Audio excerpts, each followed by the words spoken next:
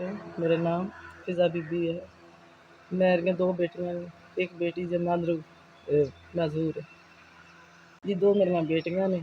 ये बेटी है जमांदरू मैसूर है। इसको साढ़े कोल खर्चा नहीं पूरा होंदा, मजदूर बंदे हां। मियां मेरा मजदूरी करदा है।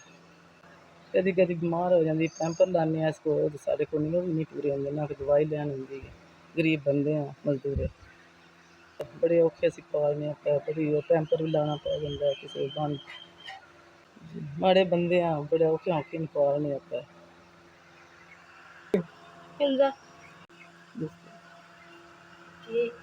cake, ਦੱਸੋ